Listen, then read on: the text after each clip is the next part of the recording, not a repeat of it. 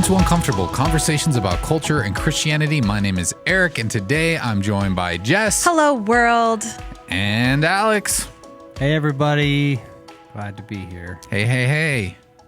Welcome. Glad you're here. I'm glad you made it today. I did. It wasn't really in question, but still I'm glad you both made it, because this would have been a very different podcast if it was just lonely. me. Just me and producer Austin, we'd just be talking to each other. Which he made it today. Yeah. He was not able to last week. Yeah. Shouts out to Feels not complete. Caitlin, but Catherine Yes. for filling in.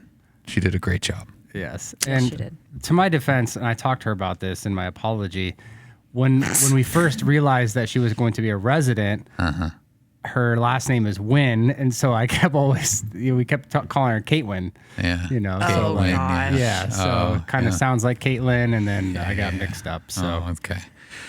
All right. Well, it's all right. We all forgive you, Alex. We're just trying to be good flawed. Christians. Yep, and thank you. Forgive you. I got 3 questions for you today.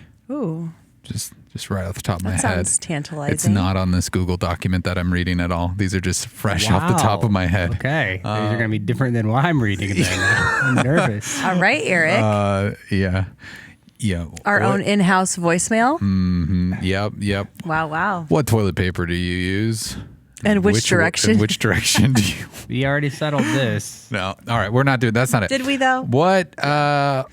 What's some media? Like a song, a book, a podcast, a TV show, maybe for me a video game that you would recommend this season that's maybe enriched you or made you think differently about the world or yourself or anything. You guys got anything?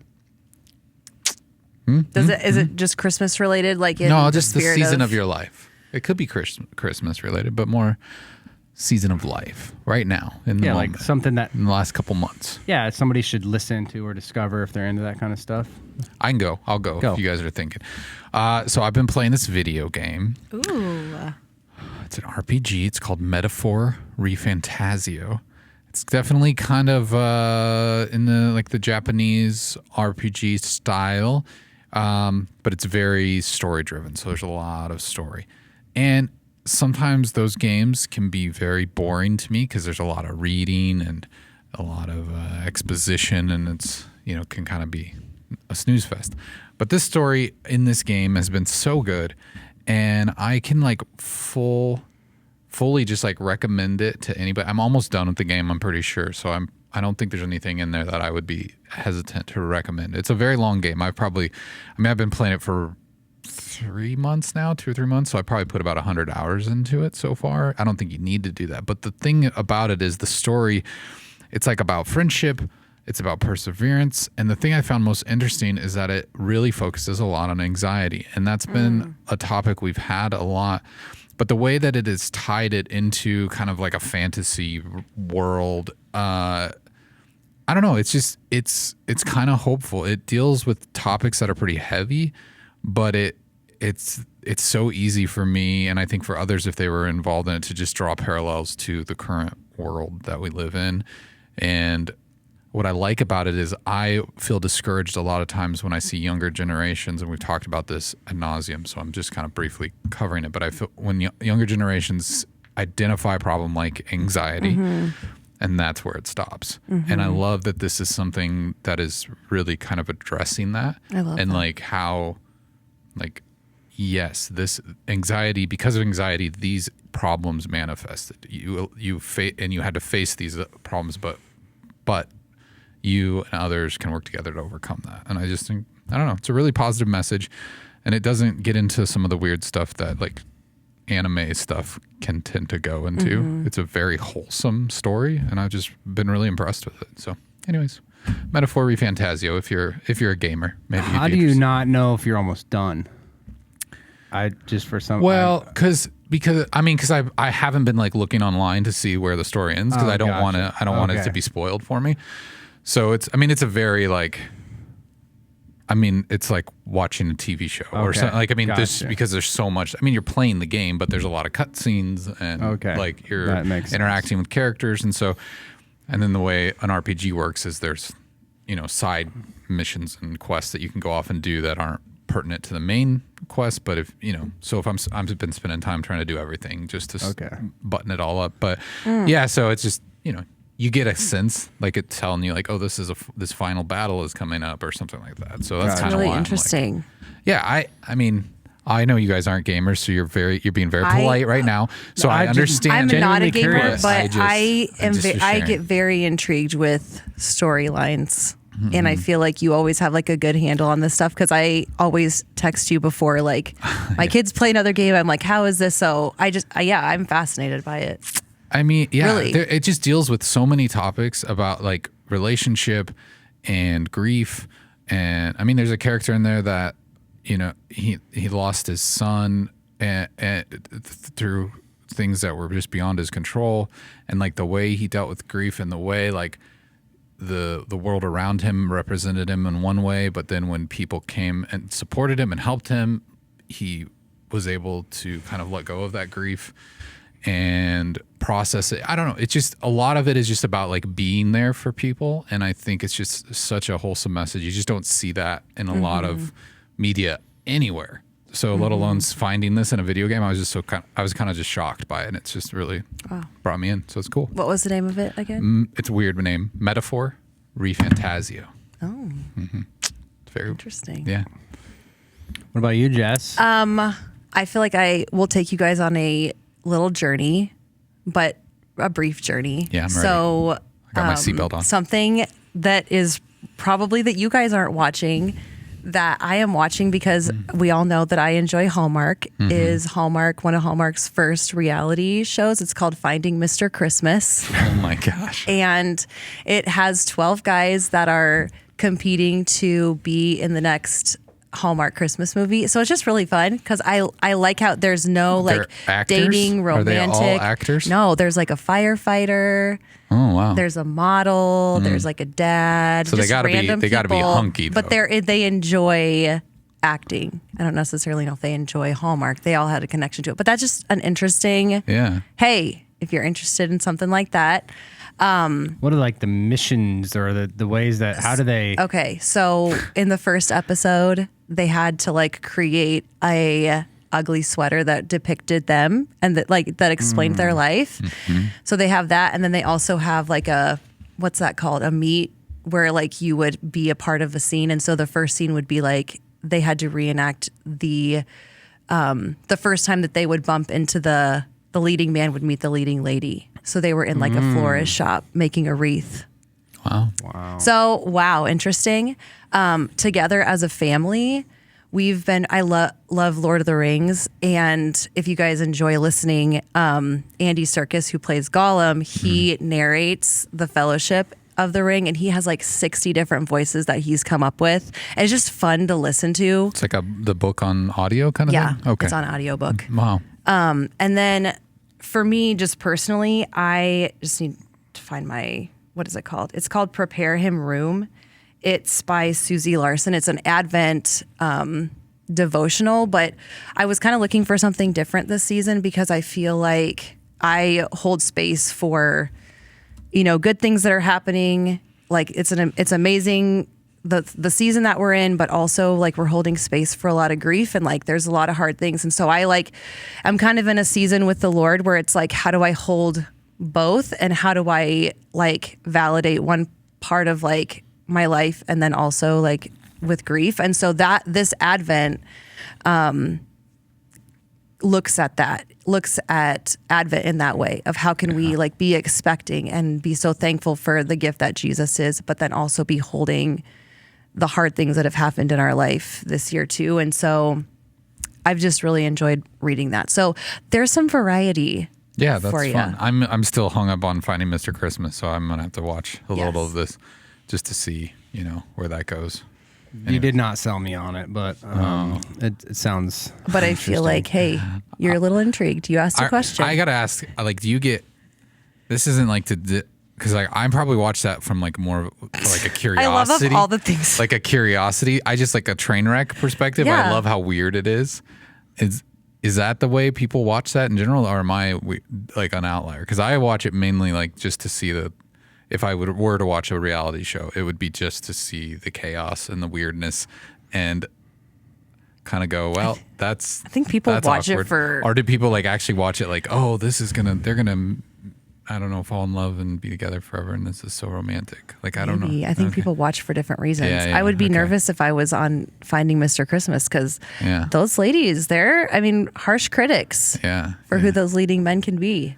Yep. Okay. I will say it has inspired me to say that maybe next year we do like a spoof on this at CCC with just staff, you know, and Mr. Christmas? Mr. Yeah. Who finding the Christmas Eve preacher, you know, we just do Yes. like a. Okay, but it's also know. good, clean fun. It's like No, that would be not- good, clean right. fun. Yeah. Exactly. We're not fighting. We're not fighting. Yeah. We're not. No one's like taking off their shirt. It's just like And we wouldn't call Good, it clean Mister. fun. It could, we would allow Minister men. Christmas. Minister Christmas. Yes, this is so Minister good. Christmas.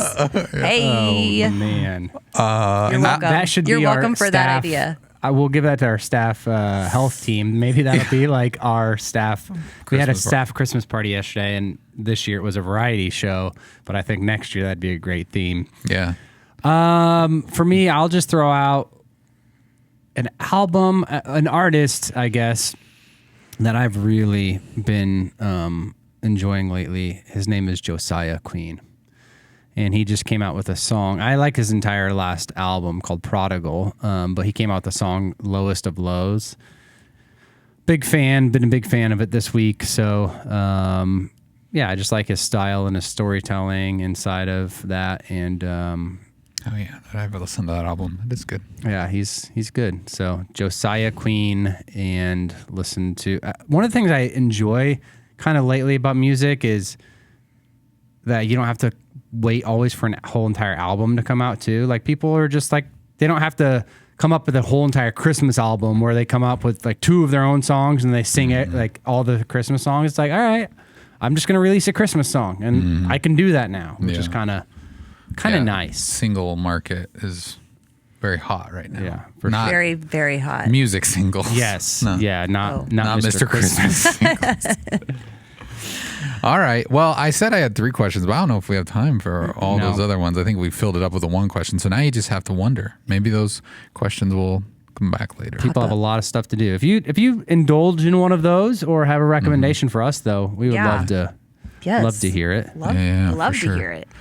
All right. Today we're going to be talking about 2 movies that came out recently. One is Inside Out 2, and the other one is Wicked.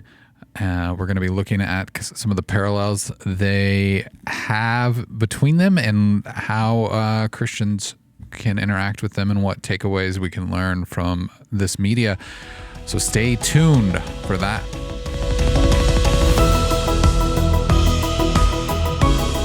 Two movies that released recently that deal a lot with identity. I think one more so on our inside thoughts, and one on the way the world perceives us. That is Inside Out 2 and Wicked. Both of them were really good movies. I've seen them both, and I did enjoy them both. I would say I really liked Inside Out, so I kind of went into Inside Out 2 thinking, oh, this will be good. But I enjoyed it. It's great. Wicked, I saw the musical before.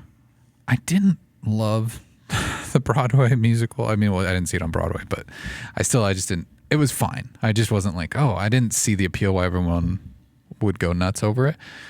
But man, did the movie win me over. I mean, both movies, I'm not ashamed to admit I cried during both of these movies, which I saw a headline the other day that just said that means I'm more emotionally intelligent than others. So I saw that same headline. Did you? Okay. So I'll just take that. But yeah, I think if you're wondering, well, what is the connection here? I think there's a lot around culture. I mean, we'll start with Inside Out, but I think like there's a lot of in culture, and we've had conversations even very recently on the podcast about anxiety, and that's literally the name of the character in Inside Out 2. Wicked is always just a very fascinating to me because I didn't know much about it going in before seeing the musical, but I just thought it was something else. And so actually learning what that story is and what it means, I think when you just see this green witch, you immediately, your instinct is, oh, this is like witchcraft or evil or something like that. And so subverting expectations, a lot there. You guys have any opening thoughts before we dive into this? Yeah, I mean, I think it's something we don't often come give our movie reviews or whatever, but it is something that I get randomly requests like, hey, you guys your title is culture and Christianity, and sometimes we would just like to know, like, as thoughtful ways, like, how should we be consuming media and what kind of media should we consume? Obviously, we gave some of our own personal recommendations earlier, but I think it's interesting. I would say as well, both of the movies, I remember watching Inside Out, one the first time, and I'm not a movie person. Very rarely do I go watch movies and spend time with them. And the preview of Inside Out, I was like, whatever, it's a kid movie. But it was probably one of my favorite animated movies outside of Lion King that I've ever seen. And so I was really excited for the release of Inside Out 2. And then, I am not a big Broadway type of person, but I did see Wicked Broadway. So then that, and like you said, it totally, I had the familiarity of Wizard of Oz and, some of those kind of things, but it totally took me back, like thinking, oh, this is not at all. If I just like see the movie poster or saw the Broadway poster, it's very different than like what I just anticipated going in. So I think they're both, fun things to talk about. And I also think it's just interesting how, because we do have a relationship with the Lord, how we can add a different perspective. And I think that that's why we're talking about this, is because people like hear us having conversations about this, and it's like, how do we not just interact with it, but then how do we see Jesus in these movies? Because even just thinking about Inside Out 2, I mean, Eric, you cried. I bawled my eyes out through that movie because I saw so much truth in that. And then I also, and we'll get into it, but I just saw so much Jesus and the way that he makes us and the way that he just makes us so sensitive for different things. And then I do think it's interesting, like, how do we interact with, a movie? Like, there's a Broadway show that's like, the songs are amazing. It's been around forever. And then, but, us as Christians, we're paying money to see something called Wicked. And, how do we dive into that and look at it? So I very much enjoyed Inside Out 2, if we have to pick like our favorite out of the two we're talking about. But yeah. Well, let's talk a little bit about it then. Inside Out 2. I mean, it has to do a lot with navigating emotions, and specifically new emotions, because the main character Riley in that is for the first time experiencing anxiety. And what are some takeaways that, just from the themes and the plot of that movie, that we can pull out right now to talk about? Anybody have anything? I feel like, as a therapist, as a mom, as somebody that is looking for ways to help kids understand emotions, help me validate my emotions, this movie shows anxiety in one of the best lights that I've seen it in a simplistic but very realistic way. So much so that I encourage some of my clients and their parents to go and see this, because I feel like if you don't understand anxiety, this gives such a great picture specifically of that emotion, but a lot of them. And it's so well thought out of what anxiety looks like, even if you're experiencing high anxiety or a panic attack, like what that can look and feel like. And then I just think those types of things just help us have good conversations. Yeah. For me, I think one of the things that's great about the movie is, it introduces, and probably because my kids feel like they're growing up with Riley in some ways, I mean, kind of in the same age range and things like that. You kind of saw a lot of the Inside Out 1 kind of basic emotions and helps them see what's going on behind the scenes. Sometimes of your feelings, good, bad, all that kind of stuff, your core memories. But then I was interested in, having a middle schooler now, though he's a boy and different personality and a few of those things. It was fun to see like kind of the curve into identity. I mean, it all is shaping even when they're young kids, but to see that new, anxiety, added in and how that can become so much more a forefront of someone's brain, especially the older that they get and the more they're kind of going through adolescence and, that idea of acceptance really being something that's a part of it. I think I've said it before, but one of the things that in a previous book I read that's been sticking with me this year as I've been thinking through my middle school boys group and my own son and raising my kids is acceptance is the oxygen of adolescence, and just really thinking through that and talking through that and asking my kids questions about that desire, because obviously in this Riley has this desire to be accepted and for peers to like her, and all of us do, but just how much maybe more as we grow that desire grows with us, especially in adolescence. And so it's just a really good, helpful, thing to talk to kids about. And I think one of the things I also enjoy about the movie, though, obviously it's not like from a Christian perspective or it's not laced with scripture, is it really does point, like scripture points to the heart, the internal parts of a human being what it means to be human and the driver of a human. And so I think it really leans into that idea that so much of our identity or our formation is at the heart level, and these emotions and regulating them, keeping them in check, knowing how to embrace them. All of that really is, what scripture helps teach us. I'm not saying that there's direct parallels, but I do think you can definitely weave into this reality. And that's how God wired us, and that's how God designed us through watching a movie like this and using it as entertainment for sure, but a great learning tool. Kind of the video game you were talking about a little bit earlier, Eric. It's not just entertainment, but there's this bigger lesson that can also be taught and talked about through entertainment. And it seems like Disney's trying to do that a lot more with a lot of the animated stuff than I remember as a kid. Well, and I think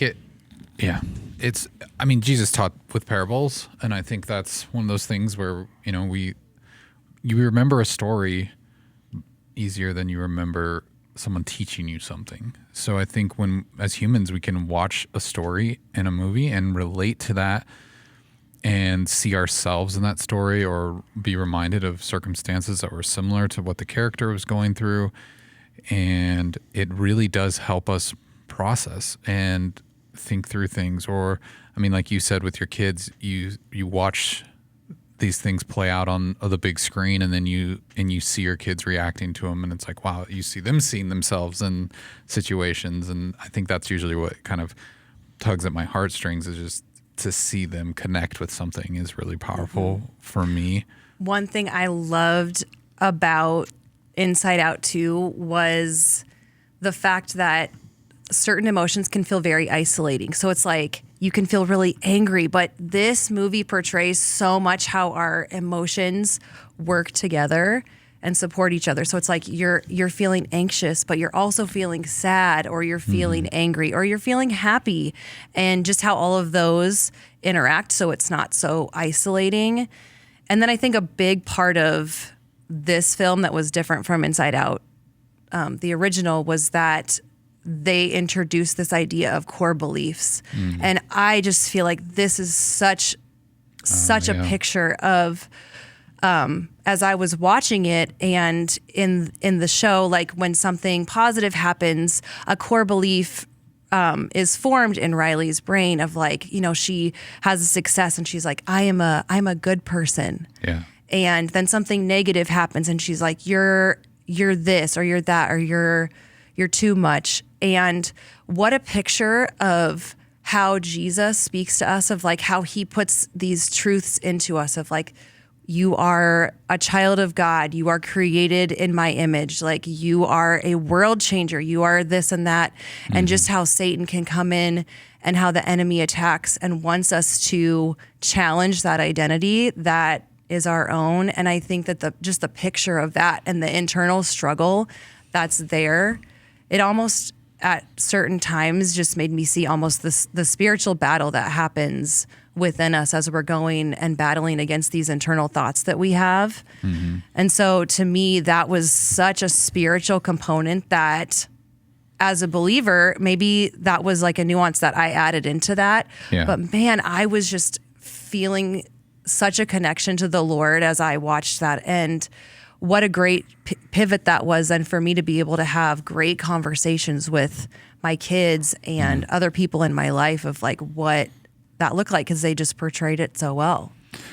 Well, I was going to say one of the maybe arguments that I've seen people make against Inside Out in general, and maybe even more so in this one, is that idea that is it teaching kids this emotion made me do it? And so like with anxiety, is it teaching kids, anger made me do it, or sadness made me do it, because it's like these emotions are, kind of controlling Riley, video game style in some kind of ways.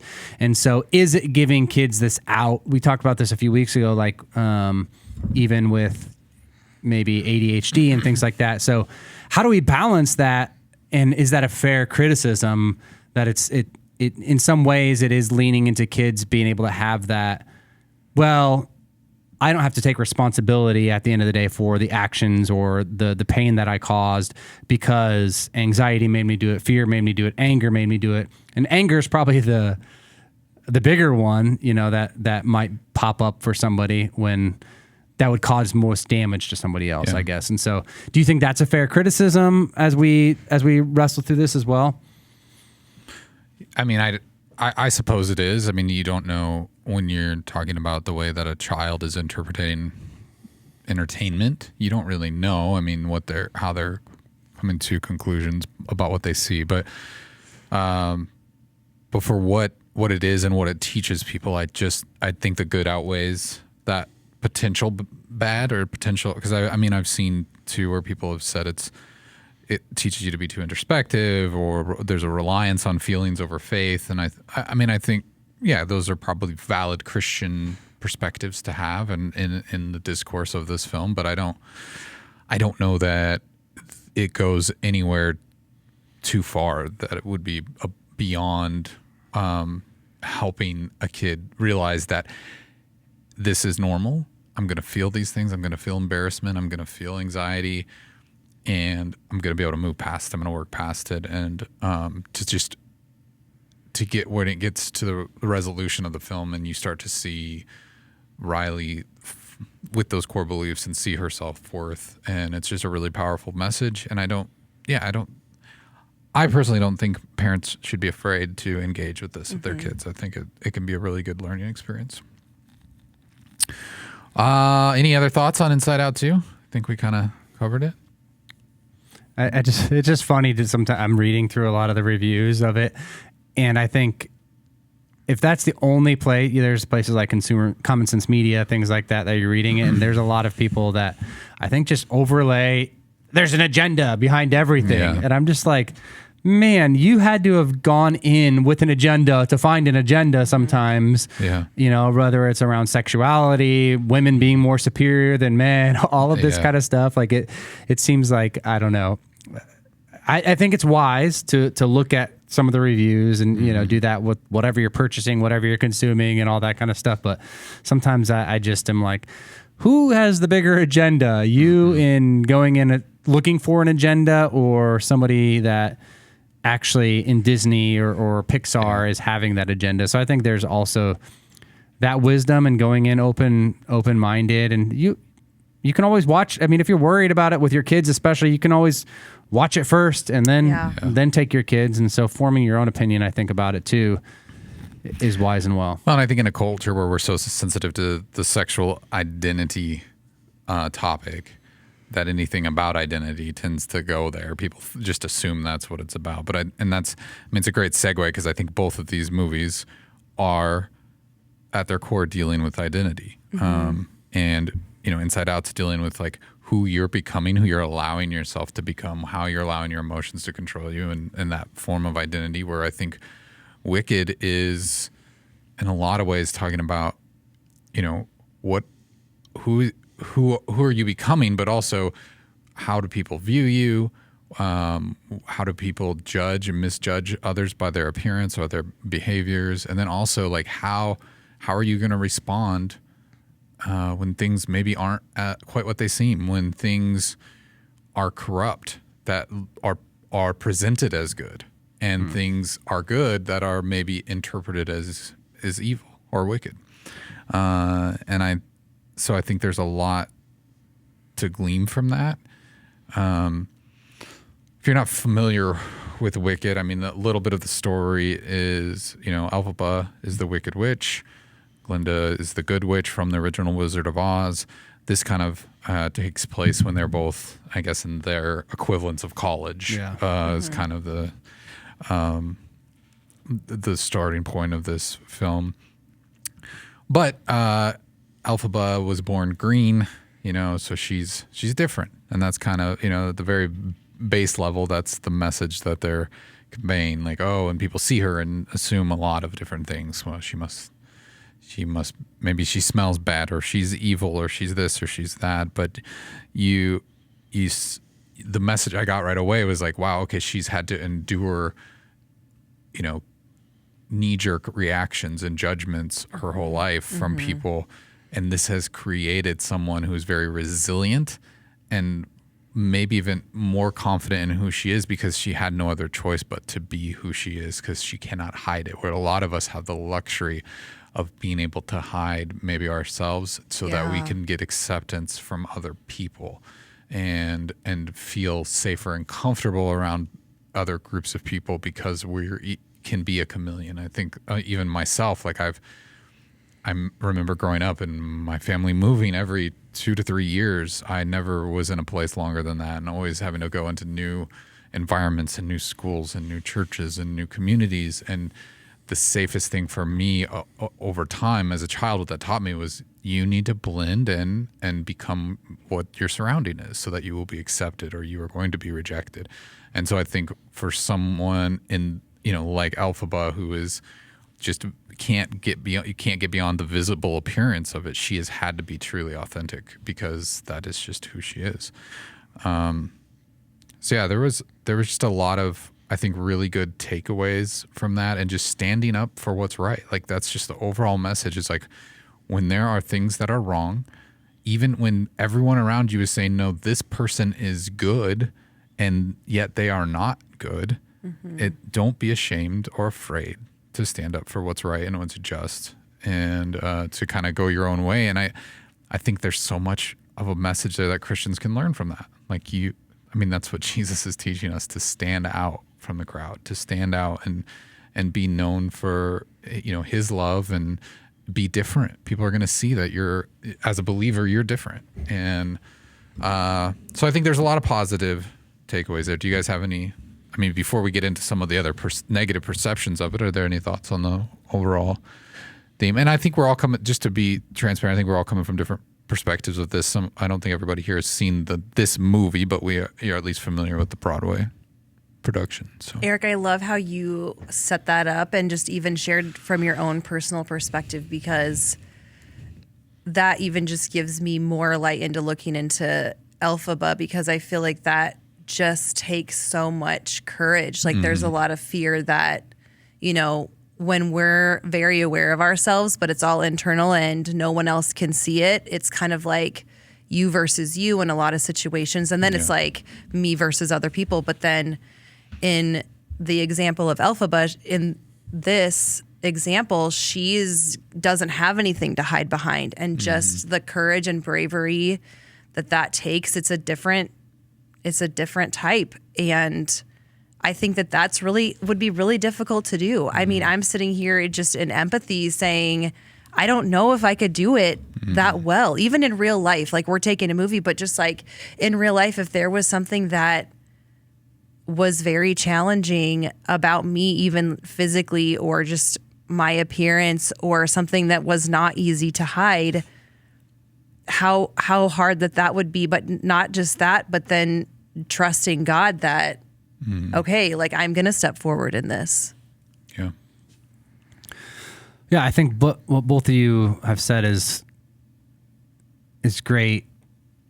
And I think for especially, again, I would probably lean, in my own opinion, towards, somebody that's getting into, middle school, high school, to really understand some of those identity things. I think kids start to understand at a younger age when they're different and how they're different. Yeah. And some of those kinds of things. But I think to maybe get the most out of that and to really be able to wrestle through some of those identity things, I think there's really good lessons because most of us probably can see ourselves more in that camp than we like to admit. Most of us probably feel like more of an outsider than we'd like to admit, and that's why we work really hard to fit in, that we work really hard to do everything we can to not make ourselves separate, and so I think getting into that theme to embrace, your uniquenesses, to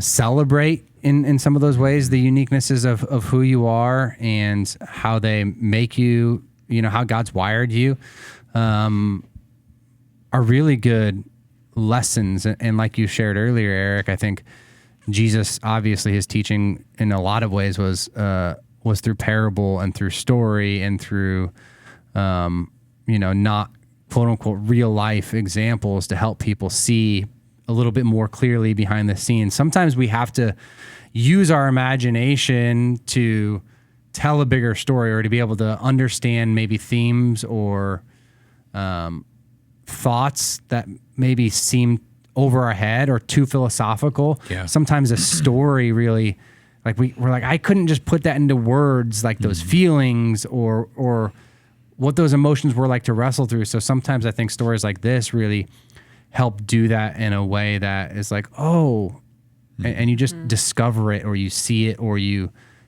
feel that. It builds empathy. Yeah. I think you don't,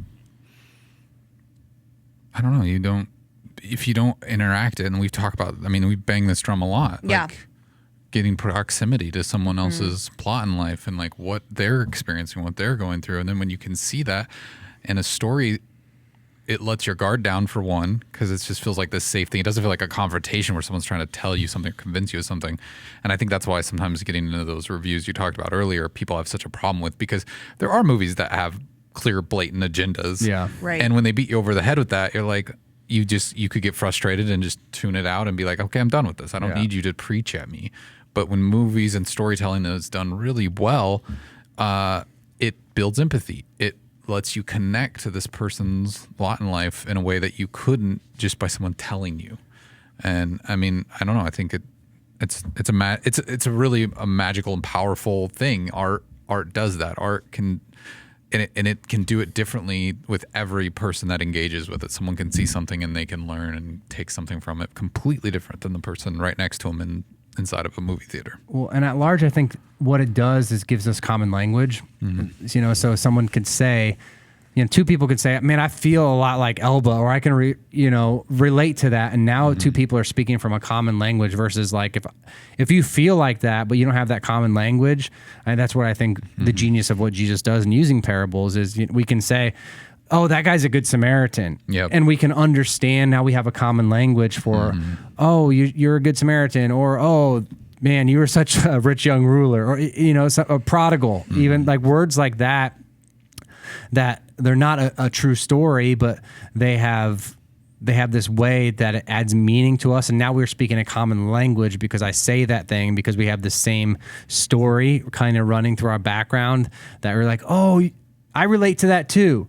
Versus trying to come up with your own words or explain your own feelings without like this common character or storyline. Sometimes it makes communication even easier for people in culture, in the church, in all those ways. And so I think that's what some of the genius of that does. It gives us common language and vernacular more culturally to say, oh, yeah, okay, I get that. And so I think it does a great job of it. Some of the negative I guess, angles or perspectives that Christians have had on this is that it promotes relativism, our moral relativism, or that it encourages rebellion against authority, or, I mean, the obvious thing is, oh, she looks like a witch.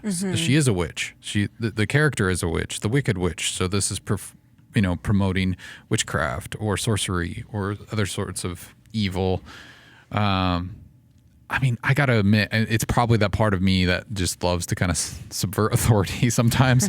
I love that the subjecting expectations and subverting, I'm sorry, not subverting expectations and the subversive nature of that. Because I think when people see something and they make a knee-jerk reaction to it, that they're doing themselves an injustice, because you're just making a decision based on something and you don't really have the facts or the knowledge to make that decision. You're just, kind of reading the book by its cover, and the idea that the appearance of this character can throw you off so much that you're unwilling to engage with it. I think it says more about you than the actual product of this movie. But a lot of times I think the community of Christians, we kind of make decisions like, oh, okay, well, we trust Lord of the Rings, because that's they're doing magic and stuff, but it's not, it's from a biblical perspective because we know the author or whatever, and it's like, are we, you make early on Harry Potter was kind of this evil thing, but now I think even now Christians are maybe getting more acceptable of that, and because they're starting to see the parallels of where that can be a healthy teaching tool for people. And so I don't know. I mean, we've talked about satanic panic in the 80s and 90s before, and that stuff just kind of carries on where I get it. You want to protect your family. You want to protect yourself from entertaining evil things.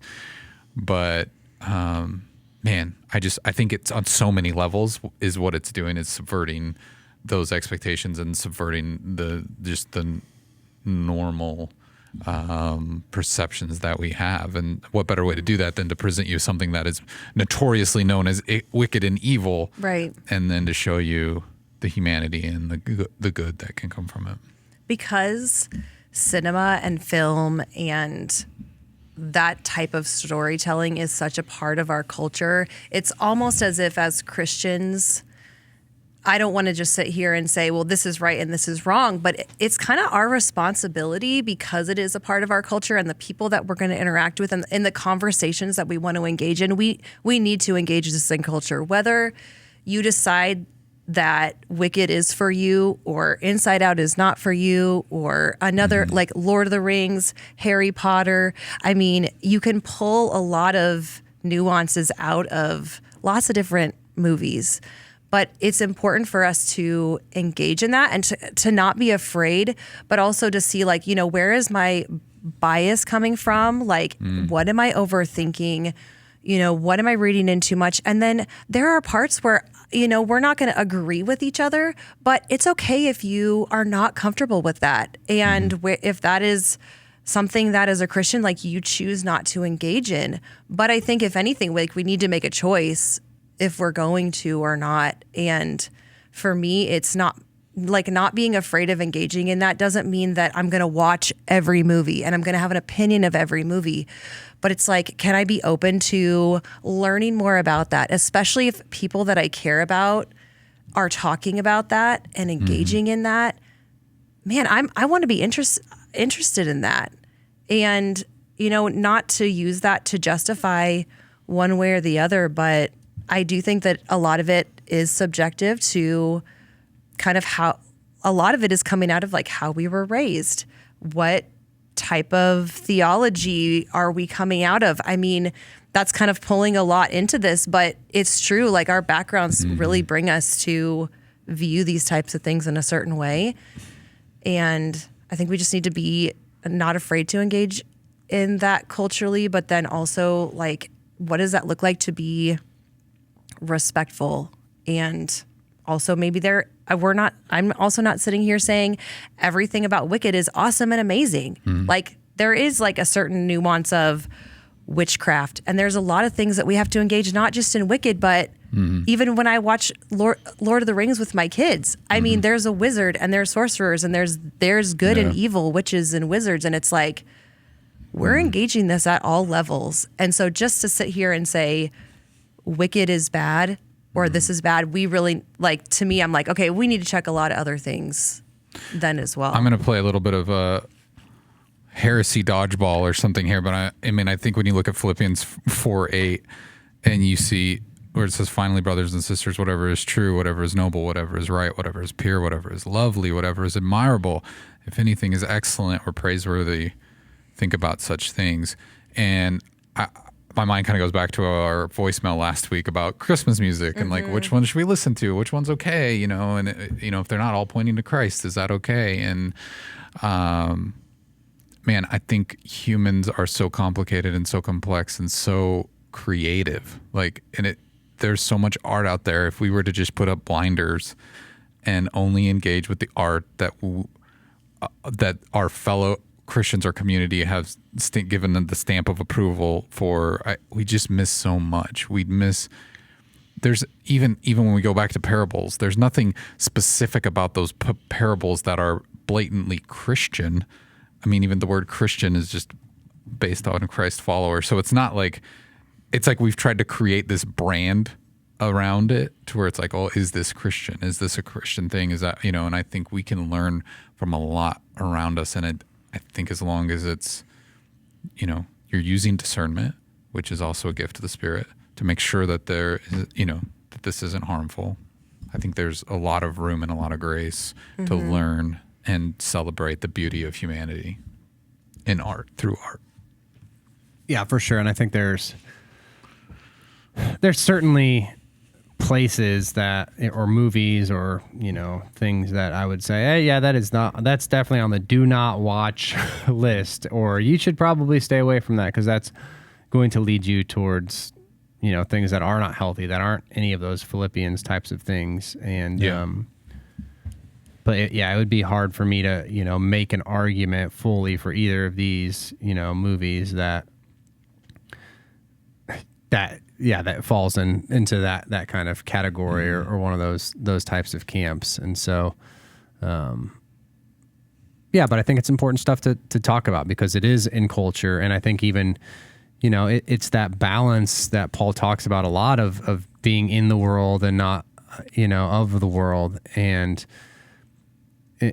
for us to have conversations, with our neighbors, for us to have conversations in culture, for us to be able to redeem, talk about redeemable qualities and be able to have those types of conversations. There are, there's stereotypes, about Christians and, things like that for a reason, and reasons that people think that you're weird or you can't engage with culture. And some of those things are just reality, and so I think being able to have those kind of conversations and have common language, all those kinds of things. I mean, you could get into this in video games, you could get into this in sports where it becomes an unhealthy kind of environment and all those types of things. So it can happen almost anywhere in culture, but yet we're called to be salt and light and be in those places in culture as well. And so how do we have those kind of conversations and do it with the right kind of nuance and all those kind of things? That's a huge reason that this podcast exists. So we can talk about these things in culture and wrestle through them and not just, and I think people get really mad sometimes when we just don't tell them how to think. And man, I believe that if you're a Christian, you have the Holy Spirit of God living inside of you, and he's going to be a lot more reliable if you actually ask him on how to think and how to make these judgments than me. At the end of the day, I don't think, if you're just asking me for my opinion just because it subverts your need to have a relationship with the living God that lives inside of you, then I think that's probably the bigger problem than my opinion or something like that. And I do think as leaders and people that have influence and so on and so forth, we do have a space to speak into that and to leverage it and to do it with wisdom. But at the end of the day, I don't want that to come at the cost of somebody listening to the Holy Spirit and inviting the Spirit to make these decisions alongside you. And so I think that's a huge thing I want people to take away as well. And I think when we're looking at movies, things that we know aren't necessarily rooted in scripture or the Bible or by Christian makers. I think about back to my Bible school days. I think it was in ethics or theology. There's a concept in theology called common grace. And I think about it so often when we have these conversations, and I don't always say it, but it's the concept that God's image, his blessing, his likeness is in his creation, and believers and non-believers. And so when I'm looking at Inside Out 2, I can sit there and say, like, as a believer, I'm connecting with something spiritual that maybe somebody that wasn't a believer created, but it's connecting to me because there is this common grace that is among us while we're on earth. Yeah. And that's something that I think also can guide us of like, okay, am I reading too much into this or not? No, we see a lot of Jesus in a lot of places that maybe we wouldn't expect because we can see that reflection of his goodness and his blessing. Yeah, that's good.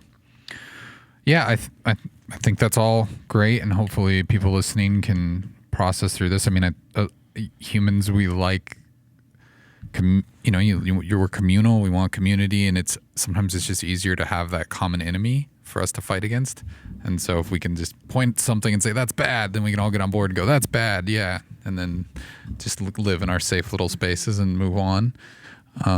But yeah, I think it's much more fun and exciting to think critically about things and not have knee-jerk reactions based in fear. Because if we don't need to live in fear. And if all we're going to do is react to things out of fear all the time and then call them evil without even having an educated reason to, it's not a great place to be. It's not a fruitful life to live. All right. Thanks everybody for listening. Thanks for hanging in there with us today on I guess our somewhat of a movie review episode in some fashion or another.